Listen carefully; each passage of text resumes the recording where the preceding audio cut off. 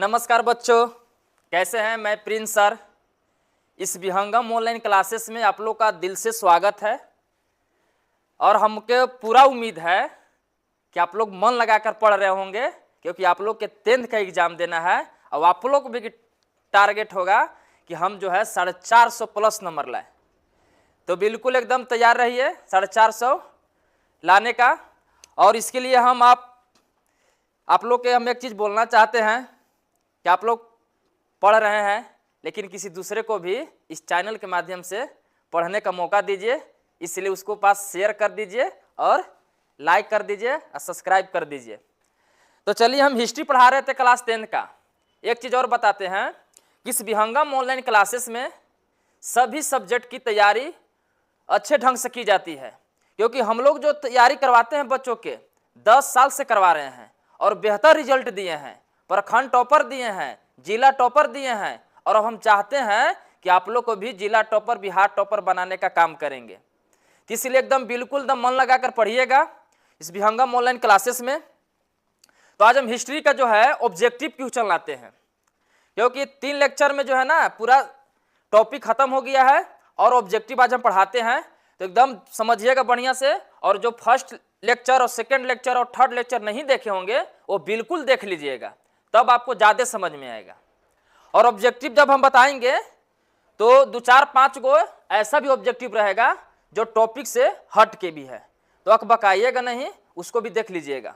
तो चलिए बिना देरी की हम स्टार्ट करते हैं।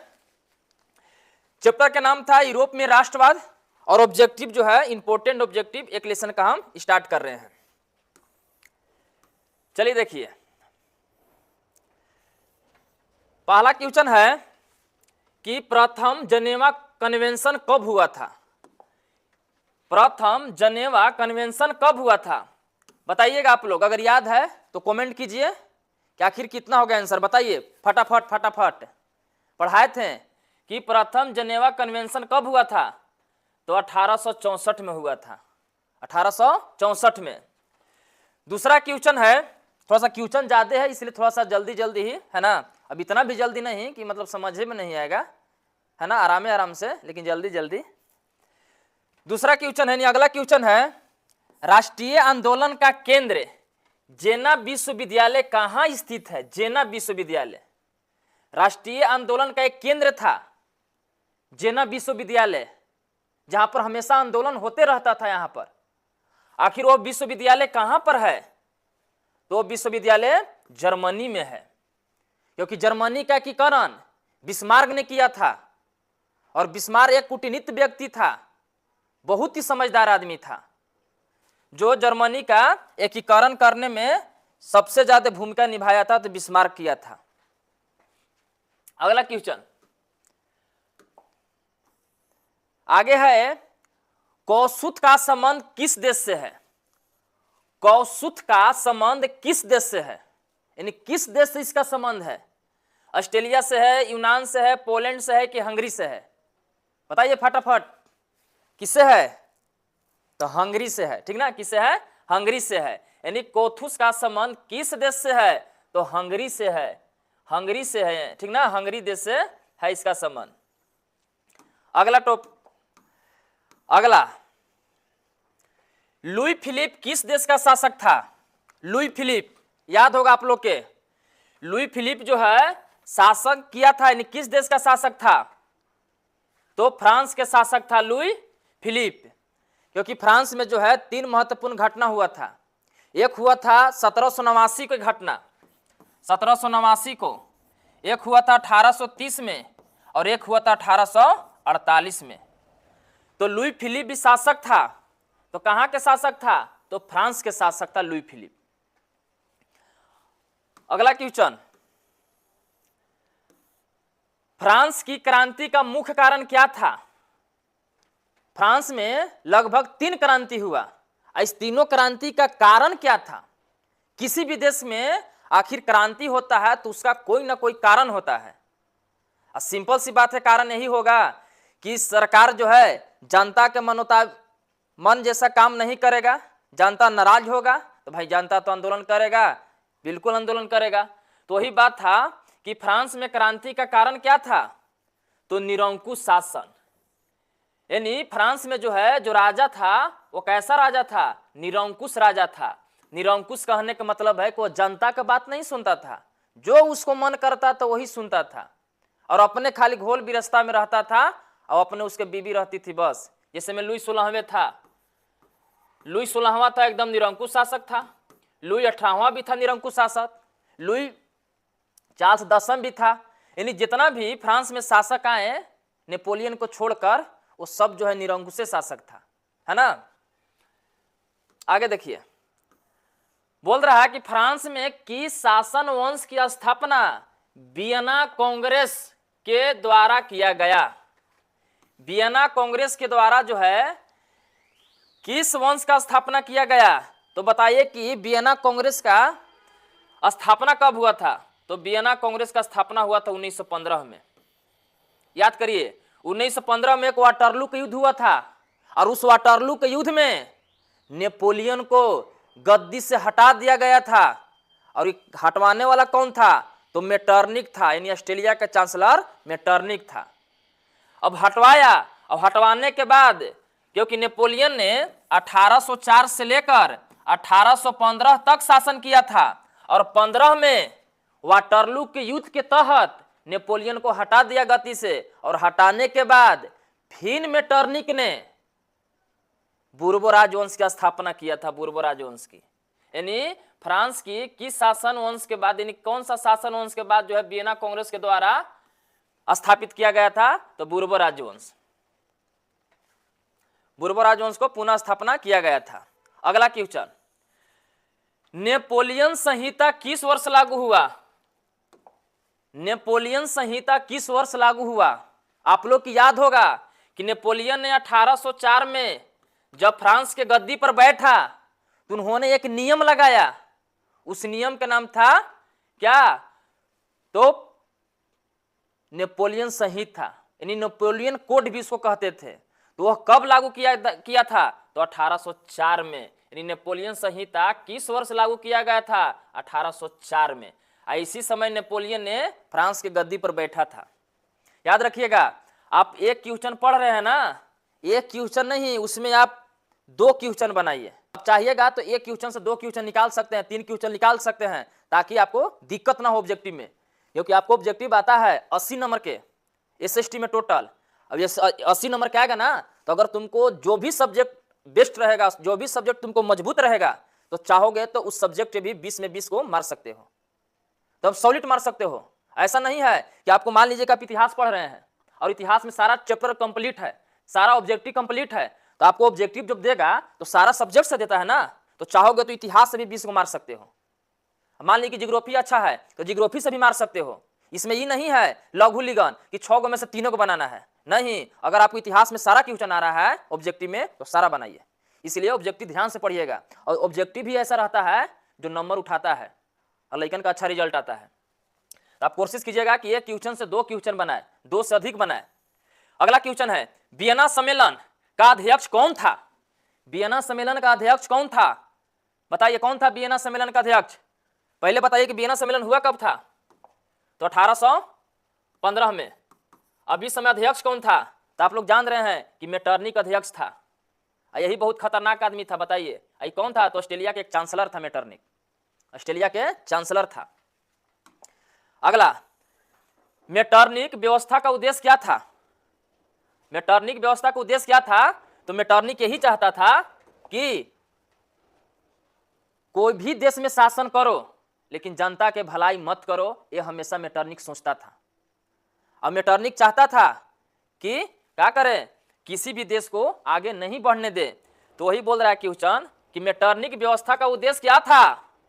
तो पुरानी व्यवस्था को स्थापना करना, यानी चाहता था जैसे में नेपोलियन को जब गद्दी से हटा दिया, नेपोलियन को गद्दी से जब हटा दिया 1815 में वाटरलू के युद्ध के तहत, तो उसके बाद जो है मेटरनिक क्या किया कि लुई 18वां को गद्दी पर बैठाया, यानी फिर से बूर्बो राजवंश की स्थापना किया। लेकिन स्थापना करके क्या कह रहा था मेटरनिक? मेटरनिक यही कह रहा था कि जो नेपोलियन काम किया है अच्छा जनता के लिए, उसको खत्म कर दो, और जो पुरानी व्यवस्था था यानी जो लुई 16वां जो किया था उसको लागू करो।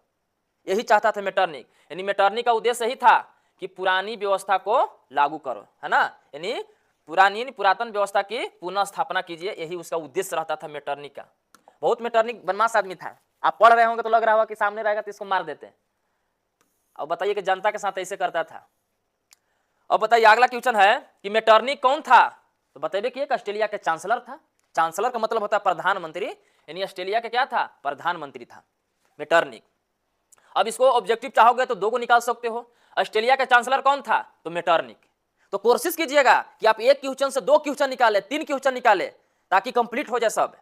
ऐसे क्वेश्चन जो है आप कोई भी गाइड लीजिए, आपको क्वेश्चन ऐसे घूमे ही रहेगा, 5-10 इधर उधर क्वेश्चन रहेगा एक्स्ट्रा में, नहीं तो यही सब क्वेश्चन घूमे ही रहेगा। अब बताइए तो केकरा में दो क्वेश्चन नहीं निकल जाएगा। बोलेगा ये क्वेश्चन एक है कि मेटरनिक कौन था, तो ऑस्ट्रेलिया का चांसलर था। अब क्वेश्चन एक और हो गया कि ऑस्ट्रेलिया का चांसलर कौन था, तो मेटरनिक था। तो चाहोगे तो एक ऑब्जेक्टिव से दो ऑब्जेक्टिव, तीन ऑब्जेक्टिव भी निकाल सकते हो।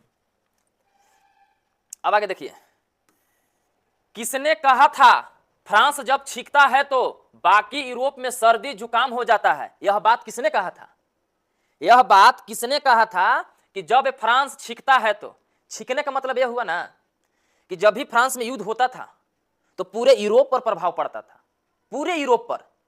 तो वही बात मेटरनिक कहते हैं, मेटरनिक कहते हैं कि जब फ्रांस छींकता है तो पूरे यूरोप में सर्दी और जुकाम हो जाता है।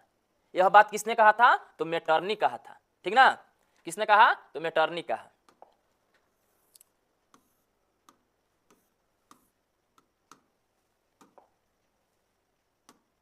चलिए आगे देखिए, आगे है नेपोलियन कोड में कुल कितने कोड थे। तो आप लोग के हम टॉपिक में बताए हैं कि नेपोलियन संहिता जैसी कानून बना, उसमें 5 कोड थे। कितने कोड थे, 5 कोड थे, ऑप्शन नंबर बी। ध्यान से रखिएगा, इसको आप उल्टा कीजिए, क्वेश्चन अपने से को निकालिए, बताइए इसमें उल्टा क्या निकालिएगा। नेपोलियन कोड की संख्या कितनी है, तो 5। रोमानीवाद क्या होता था, रोमानीवाद, तो रोमानीवाद क्या होता था कि देखिए रोमानीवाद पहले कहते किसको, पहले समझिए। जब नेपोलियन किसी जनता को लुभाने के लिए, जनता से कनेक्ट करने के लिए एक टोटम या मतलब कि नाटक उटक करता था, उसी को हम लोग बोलते हैं रोमानीवाद, उसी को रोमानीवाद कहते हैं।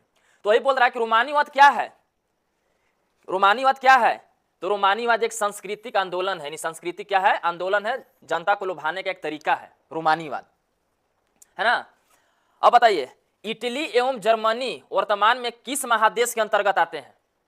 इटली और जर्मनी वर्तमान के किस महादेश के अंतर्गत आते हैं, तो यूरोप महादेश के अंतर्गत आते हैं, याद रखिएगा यूरोप महादेश के अंतर्गत आते हैं। आगे अगला क्वेश्चन, मरियान किस देश के राष्ट्रवाद का प्रतीक है। मरियान, मरियान किस देश के राष्ट्रवाद का प्रतीक है, बताइए, बताइए अगर याद है तो बोलिए। सोचिए कि मरियान जो है किस देश के राष्ट्रवाद का प्रतीक है, तो फ्रांस का, फ्रांस का जो है यह प्रतीक है मरियान। अगला क्वेश्चन, राष्ट्रवाद की अवधारणा का जन्म किस घटना से मानते हैं। राष्ट्रवाद मतलब बताए थे, बार बार बताए थे, राष्ट्रवाद कोई ऐसे व्यक्ति जो अपने देश के प्रति लगाव रखता हो, स्नेह रखता हो, अपनी देश की तरक्की के बात सोचता हो, उसे हम राष्ट्रवाद कहते हैं। तो बताइए कि राष्ट्रवाद की अवधारणा का जन्म किस घटना से माना जाता है, तो पुनः जागरण काल से माना जाता है। पुनः जागरण काल, यानी पुनः जागरण काल समझते हैं, यानी 14वीं शताब्दी से लेकर 17वीं शताब्दी के बीच जो भी हमारे देश में या विश्व में एक आंदोलन हुआ अपने देश के प्रति राष्ट्रवाद की भावना के लिए, तो हम लोग बोलते हैं कि वो जो है युग है वो पुनः जागरण काल है, वो जो काल है पुनः जागरण काल है। तो पुनः जागरण काल का आरंभ कब, 14वीं से 17वीं शताब्दी के बीच को हम लोग बोलते हैं पुनः जागरण काल। समझ में आ रहा है, अगर समझ में आ रहा है तो इस चैनल को सब्सक्राइब कीजिए और शेयर कीजिए, क्योंकि आपके साथ साथ आपको भाई बहन सबको ही पढ़े। आगे देखिए, वियना कांग्रेस कब हुआ था, आप लोग को पता होगा कि वियना कांग्रेस कब हुआ था, तो 1815 में। आखिर वियना कांग्रेस क्यों हुआ था, ये भी सवाल बन सकता है ना कि वियना कांग्रेस कब क्यों हुआ था, तो नेपोलियन को गद्दी से हटाने के लिए वियना कांग्रेस सम्मेलन हुआ था। कब हुआ था, तो 1815 में, और उसी समय एक युद्ध हुआ था, वाटरलू का युद्ध। 1830 के क्रांति के बाद आप लोग को हम बताए थे कि फ्रांस में महत्वपूर्ण 3 क्रांति, एक 1789 के क्रांति, एक 1830 के क्रांति, एक 1848 के क्रांति। तो बताइए कि 1830 के क्रांति के बाद फ्रांस में किस प्रकार का शासन स्थापित हुआ था? जैसे ही आप लोग तो जान रहे होंगे कि 1830 के क्रांति के कारण क्या था, तो ही लुई 18वां और उसके बाद जो अपना चार्ल्स दशक को राजा बना था, चार्ल्स दशक के चलते जो है 1830 के क्रांति हुआ था। अब बोल रहा है कि जैसे क्रांति हुआ तो कैसा शासन स्थापित हो गया था? तो संवैधानिक राजतंत्र स्थापित हो गया था, संवैधानिक राजतंत्र। अगला question, act of union, act of union किस वर्ष पारित हुआ था? एक्ट ऑफ यूनियन किस वर्ष पारित हुआ था? तो 1707 में पारित हुआ था। एक्ट ऑफ यूनियन किस वर्ष पारित हुआ था? तो 1707 में, याद रखिएगा 1707 में एक्ट ऑफ यूनियन पारित हुआ था। यंग यूरोप का संस्थापक कौन थे? याद कीजिए, कार्बोनरी का स्थापना कौन किए थे? कार्बोनरी, तो कार्बोनरी का स्थापना किए थे मेजनी। यंग इटली का स्थापना किए थे मेजनी। यंग यूरोप का स्थापना किसने किया था? तो मेजनी, याद रखिएगा। क्वेश्चन पूछ रहा है कि यंग यूरोप का स्थापना किसने किया? तो मेजनी। मेजनी ने कार्बोनरी की स्थापना भी किया, यंग इटली का भी स्थापना किया, यंग यूरोप का भी स्थापना किसने किया? तो मेजनी किया। अगला क्वेश्चन एकदम बनाते जाइए, अगर नहीं समझ में आएगा तो एकदम कमेंट कीजिए कि समझ में नहीं आ रहा है, और नहीं तो समझ में आ रहा है तो लाइक और शेयर जरूर कीजिए। आगे देखिए, इटली के एकीकरण का मसीहा किसे कहा जाता है? आप लोग को हम बताए थे कि इटली के एकीकरण के 3 प्रमुख नायक थे, मेजनी थे, काबूर थे और गेरिवाल्डी थे। तो आप तो आंसर समझिए गए होंगे कि इटली के एकीकरण का मसीहा किसे कहा जाता था? तो मेजनी को इटली के एकीकरण का मसीहा कहा जाता था। इटली को मेजनी को इटली के एकीकरण का मसीहा कहा जाता था। अगला क्वेश्चन, मेजनी का संबंध किस संगठन से था? आ गया क्वेश्चन, मेजनी का संबंध किस संगठन से था? तो कार्बोनरी संगठन से था। और कार्बोनरी संगठन का स्थापना कब हुआ था? तो याद रखिएगा 1920 में हुआ था, है ना? सॉरी 1820 में हुआ था। मेजनी का संबंध किस संगठन से था? तो कार्बोनरी से। इसका स्थापना कब हुआ? 1820 में। 1920 का है, 1800 में सब कांड हो गए हैं। आगे देखिए, अगला क्वेश्चन बोल रहा है कि किसने अपनी कूटनीति के बल पर इटली की समस्या को संपूर्ण यूरोप की समस्या बता दिया? किसने कूटनीति के बल पर इटली की समस्या को संपूर्ण यूरोप की समस्या बता दिया? बताइए किसने? तो काउंट काबूर। काउंट काबूर ने क्या किया कि इटली की समस्या को यूरोप का समस्या बता दिया, ठीक ना, काउंट काबूर ने। यंग इटली का स्थापना किसने किया? तो बताइए किए थे Mazzini. Young Italy, young Europe का स्थापना किसने किया था? मेजनी किया था। लाल कुर्ती का गठन किसने किया था? लाल कुर्ती का, याद कीजिए, आप लोग को हम बताए थे कि 10,000 सैनिक वाले जो है एक संगठन बनाया था। कौन? तो गेरिवाल्डी बनाया था, और इन्होंने ही लाल कुर्ती का गठन किया था। लाल कुर्ती का गठन किसने किया? तो गेरिवाल्डी ने किया था। अगला क्वेश्चन, काबूर कौन था? काबूर कौन था बताइए? तो इटली का प्रधानमंत्री था। काबूर जो है इटली का प्रधानमंत्री था, ठीक ना। काबूर कौन था? तो इटली का प्रधानमंत्री था। अब बताइए, फ्रेंकफर्ट ऑफ इटली नामक संस्था का गठन किसने किया था? फ्रेंकफर्ट ऑफ इटली नामक संस्था का गठन किसने किया था? तो याद रखिएगा मेजनी किया था। मेजनी बहुत ही अच्छा आदमी था और बहुत ही काम किया था मेजनी। अगला क्वेश्चन, कार्बोनरी की स्थापना किस वर्ष हुआ था? तो 1820 में। याद रखिएगा 1820 में। गेरिवाल्डी पेशे से क्या थे? गेरिवाल्डी पेशे से क्या थे? तो गेरिवाल्डी पेशे से नाविक थे। गेरिवाल्डी पेशे से नाविक थे, सिपाही नहीं थे, किसान नहीं, जमींदार नहीं, नाविक थे। पेशे से क्या थे? नाविक थे गेरिवाल्डी। काउंट काबूर को विक्टर इमैनुअल ने किस पद पर नियुक्त किया था? काउंट काबूर को विक्टर इमैनुअल ने किस पद पर नियुक्त किया था? तो प्रधानमंत्री के रूप में नियुक्त किया था। प्रधानमंत्री किस पद पर? तो प्रधानमंत्री के पद पर नियुक्त किया था। किसको? तो काउंट काबूर को विक्टर इमैनुअल ने किस पद पर किया था? तो प्रधानमंत्री के पद पर नियुक्त किया था। अगला क्वेश्चन, इटली के एकीकरण में इनमें से किसका संबंध नहीं था? तो आपको तो बताए थे कि इटली के एकीकरण जो है 3 प्रमुख व्यक्ति किए थे, मेजनी, काबूर, गेरिवाल्डी। तो बताइए मेजनी, काबूर, गेरिबाल्डी, तो कौन नहीं है? तो मेजनी है ये है, काबूर है ये है, गेरिबाल्डी है ये है, बिस्मार्क नहीं है। बिस्मार्क ने इटली के करण का, ये जो है जर्मनी का एकीकरण किए थे। जर्मनी का एकीकरण किसने किया था? तो बिस्मार्क किया था। इटली का एकीकरण किसने किया था? तो मेजनी, काबूर और गेरिबाल्डी। अगला क्वेश्चन, विलियम प्रथम कहां के शासक था? विलियम प्रथम कहां के शासक था? याद कीजिए, क्योंकि हम बताए थे कि विलियम प्रथम के बाद जो है अगर जर्मनी के अगर राजा बना था तो कौन बना था? तो बिस्मार्क बना था। तो बताइए कि विलियम प्रथम कहां के शासक था? तो प्रसा के शासक था। प्रसा के शासक था, ठीक ना, याद रखिए कहां के शासक था? तो प्रसा के शासक था।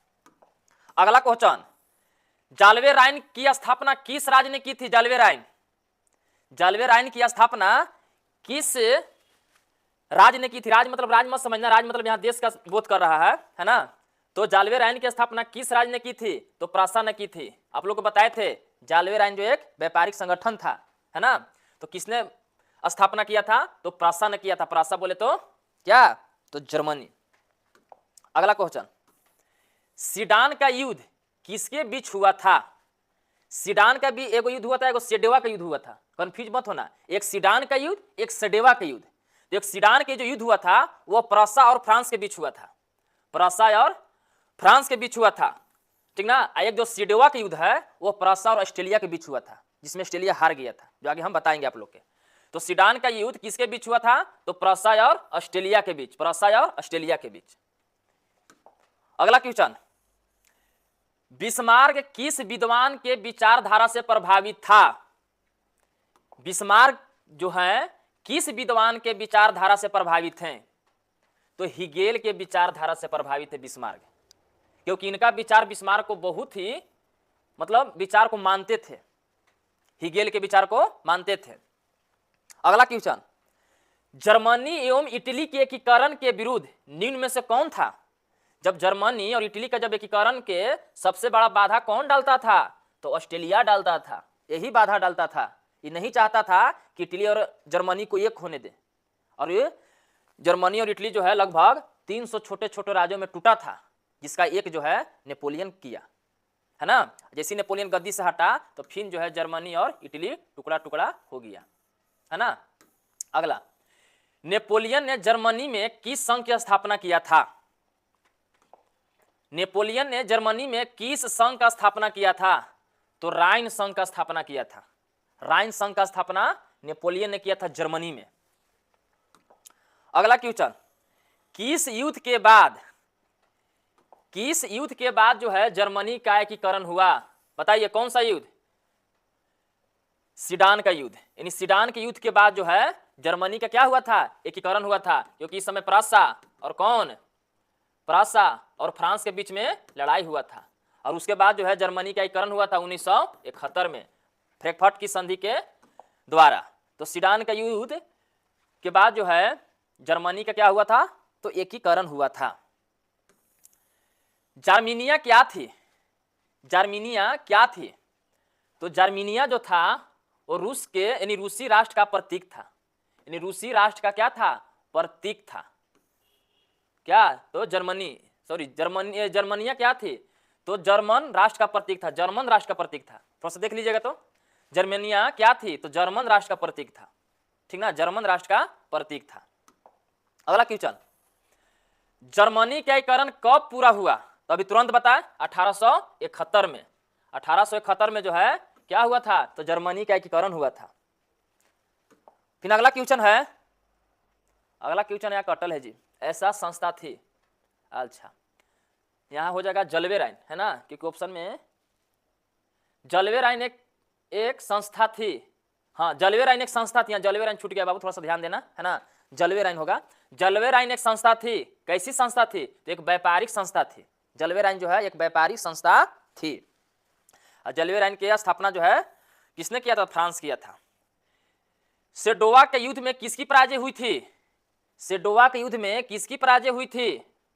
बताइए, सेडोवा के युद्ध में किसकी पराजय हुई थी? तो ऑस्ट्रेलिया की पराजय हुई थी, ऑस्ट्रेलिया की हार हुई थी सेडोवा के युद्ध में। अगला क्वेश्चन, बिस्मार्क क्या था? तो आप लोग को बताइए कि है कि बिस्मार्क एक कूटनीतिज्ञ था। बिस्मार्क क्या था? एक कूटनीतिक व्यक्ति था। हीगेल कौन था? हीगेल एक दार्शनिक था। दार्शनिक। हीगेल क्या था? एक दार्शनिक था। हीगेल क्या था? एक दार्शनिक था। अगला क्वेश्चन, 1870 में फ्रांस और प्रासा के बीच में युद्ध कहां हुआ था? याद कीजिए, 1870 में फ्रांस और प्रासा के बीच युद्ध कहां हुआ था? तो सेडान में हुआ था। कहां पर हुआ था? तो सेडान में हुआ था 1870 में, है ना। 1870 में जो है सेडान में युद्ध हुआ था। समझ रहे हैं? आप लोग जो है एक क्वेश्चन से 2 क्वेश्चन निकालते रहिएगा। अब क्वेश्चन यहां ना हो जाएगा कि सेडान की युद्ध किन दो देशों के बीच हुआ था? तो फ्रांस और प्रासा के बीच हुआ था। क्वेश्चन निकल जाएगा कब हुआ था? तो 1870 में हुआ था। किस संधि द्वारा जर्मनी का एकीकरण पूरा हुआ था? बताइए, जर्मनी का एकीकरण जो है 1871 में पूरा हुआ, किस संधि के द्वारा? तो फ्रैंकफर्ट की संधि के द्वारा जो है जर्मनी का एकीकरण पूरा हुआ। फ्रैंकफर्ट की संधि द्वारा जो है जर्मनी का एकीकरण पूरा हुआ। अब देखिए अगला क्वेश्चन, सेल्सविन और होल्स्टीन। सेल्सविन और होल्स्टीन बताए थे कि 2 शहर था। सेल्सविन और होल्स्टीन का संबंध किस देश के एकीकरण से था? तो बताइए कौन सा देश के एकीकरण से इसका संबंध था? तो जर्मनी के एकीकरण से संबंध था, क्योंकि जर्मनी ने ऑस्ट्रेलिया जैसा दुश्मन के सहयोग से इन दोनों शहर पर जो है कब्जा कर लिया था, और एक शहर जो है ऑस्ट्रेलिया को दिया था, लेकिन बाद में ऑस्ट्रेलिया से ले भी लिया था। यानी जर्मनी के एकीकरण के संबंध में जो है क्या किया था? सेल्सविन और होल्स्टीन का संबंध जो है जर्मनी के एकीकरण से है। अगला क्वेश्चन समझ में आ रहा है तो बाबू लाइक कीजिए, एकदम शेयर कीजिए, एकदम शेयर कीजिए, ताकि आप भी पढ़िए, आपको भाई भी पढ़े, आपकी प्यारी सी बहन भी पढ़े, सबको इस चैनल के माध्यम से पढ़े, और एकदम बेहतर पढ़ाएंगे। अगर कोई दिक्कत होगा तो कमेंट कीजिएगा, है ना। जर्मन राइन राज का निर्माण किसने किया था? जर्मन राइन राज का निर्माण जो है किसने किया था? तो जर्मन राइन राज का निर्माण नेपोलियन ने किया था, है ना। जर्मन राइन राज का निर्माण नेपोलियन ने किया था, समझे। जर्मन राइन राज का निर्माण किसने किया? तो नेपोलियन किया। क्या कोई दिक्कत? चलिए, दिक्कत होगा तो कमेंट कीजिएगा। अगला क्वेश्चन, रक्त एवं लौह का नीति का अवलंबन किसने किया था? तो लौह एवं रक्त का नीति का जो प्रतिपादन किया था वो किसने किया था? बताइए। ये मेजनी लिखल है, मेजनी की जगह पर, यह मेजनी होगा जी। मेजनी किया था कि हिटलर किया था कि बिस्मार्क किया था कि विलियम प्रथम किया था? तो लौह और रक्त का नीति ने किसने अपनाया था? तो बिस्मार्क अपनाया था, क्योंकि बिस्मार्क को लगता था कि जर्मनी का एकीकरण तबे होगा जब लौह एवं रक्त का नीति को अपनाएंगे, तबे होगा।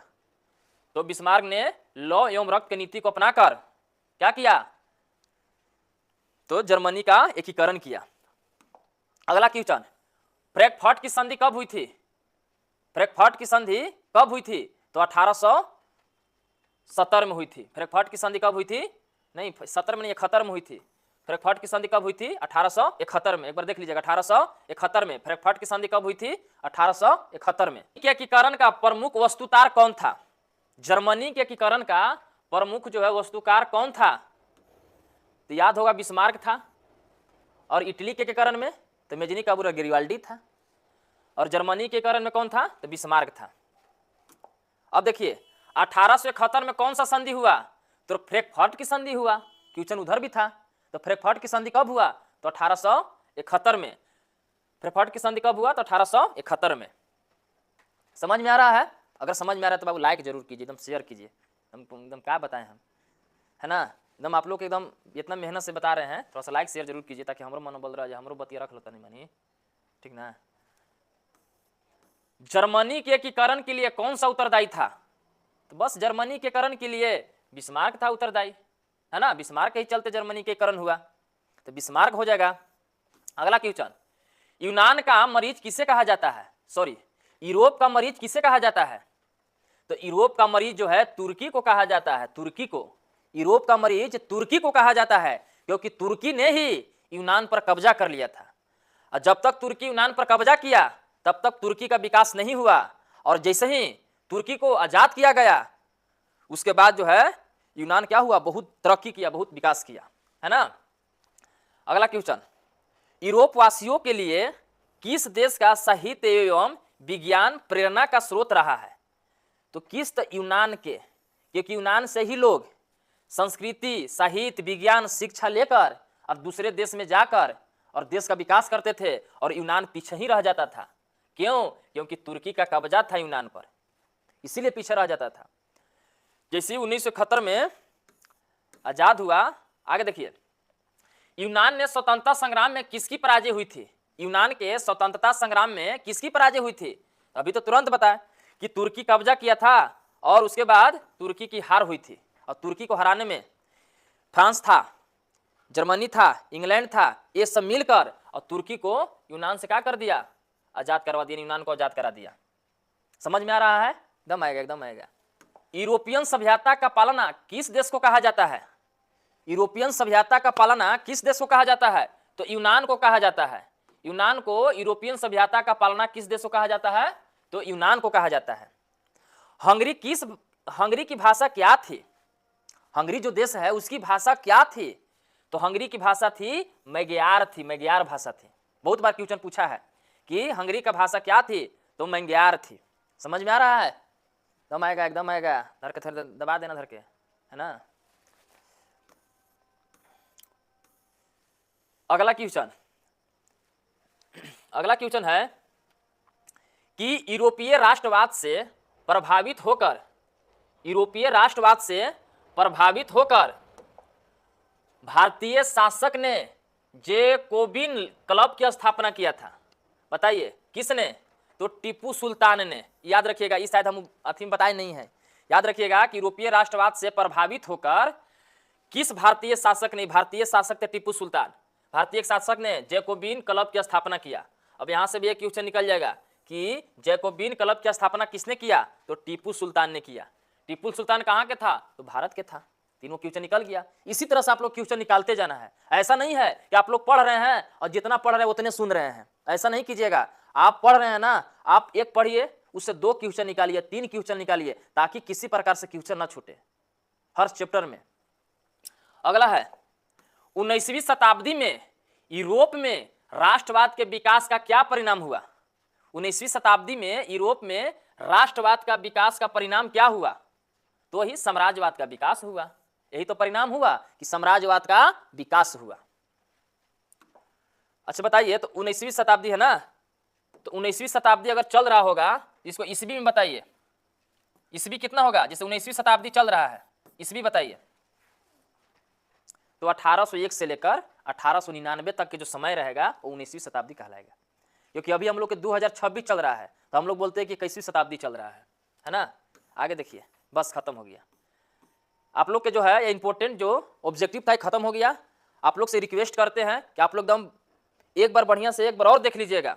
जैसे आप लोग के एग्जाम के समय आएगा तो ऐसा ना कि उसी समय खाली देखना, एक बार बीच में भी देख लीजिएगा। और जो भी दिक्कत परेशानी होगा कमेंट कीजिएगा, और अच्छा लगा होगा तो लाइक शेयर कीजिएगा, क्योंकि आप लोग के दिल से स्वागत है विहंगम ऑनलाइन क्लासेस में।